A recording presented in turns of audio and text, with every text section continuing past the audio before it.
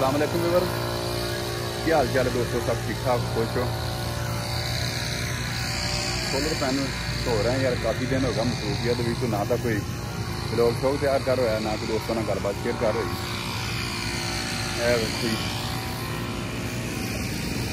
10 नाल सत्यानाश होया पिया है। असी इसका दरम्यानी रस्ता जो तलाश किया है उसको पिछे वेख ही हो गए चल गए। काफ़ी असी इन्होंने फार्मूले इस्तेमाल किए हैं सोलर पैनल साफ करने वास्ते, लेकिन किसी पासों कोई गल नहीं बनी। एक जोड़ा फार्मूला इस्तेमाल किया, लेकिन दोपहर के टाइम तो तुम जो ना सोलर नू नहीं साफ करना, पानी देना वाश नहीं करना। शाम के टाइम पर यानी कि जिस तरीके हम सूरज गरूब हो रहा है या सूरज निकलते टाइम तो इसनों अच्छी तरह वाश करना है। तो बाकी दोस्तों देखो तुम इस जो जुगाड़ लिया है तुम चेक करवाने बादशाह जुगाड़ की अगे भी तुम शायद चेक करवाया हो, अगे किसी होर हिसाब न सी हूँ कितना प्रेशर इसका बनया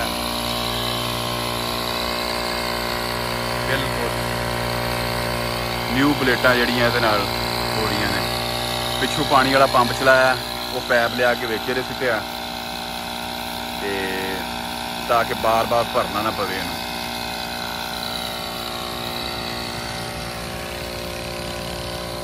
बिल्कुल शार्ट और आसान जड़ा सोलर पैनल नू वाश करने वास्ते जमींदारां वास्ते बहुत अच्छा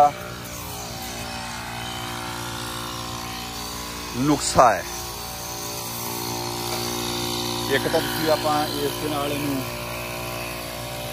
मशीन के नाल स्प्रे करनी है, इसका प्रैशर बहुत है इसका, बाग नूं भी हो सकती, बाकी जिन्नियां भी फसलां ने सारियां नूं इस नाल हो सकती है स्प्रे भी।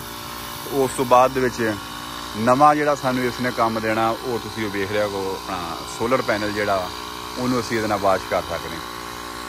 इस तो इलावा साडे कोल कोई फार्मूला अजे तक ऐसा कोई नहीं आया है भी जिहड़ा असीं सोलर पैनल नूं वाश करिए। हाँ एक है वो गन होंदी हैगी इहनूं स्पैशल वाश करने वास्ते। जिस बंदे ने उस स्पैशल उस गन नूं खरीदना, फिर स्प्रे वास्ते मशीन लैनी है तो उन्हां वास्ते ये डबल खर्चा हो जाना। लिहाजा असी वो गन नहीं खरीदांगे, असी इस मशीन नूं खरीदांगे ताकि सानूं स्प्रे दे विच भी काम दे सके तो सोलर पैनल वाश करने वास्ते भी दे सके। एक चार्जिंग वाली मशीनां आईयां ने, वो मशीनां दा प्रैशर बहुत घट होंदा है तो उहदे नाल जिहड़ी डस्ट है जिन्नी लगी होती है वो वक्ती तौर पर साफ हो जाती है। एक जी थले तह जी जमी हुई वो प्रैशर घट होंदा, वो सही तरीके वाश नहीं हो सकदियां। तो बाकी तुसीं वेख लो जाना जुड़िया पता शाम के टाइम से बिल्कुल न्यू पैनल निकल रहा है नस्ल का। तो फिर इंशाअल्लाह ताला इसकी स्टैंडर्ड प्रोग्रेस होएगी। इसकी लगा छोटा दोस्त बात कर देगा सारा काम ऐसे देख रहे हो सोलर पैनल।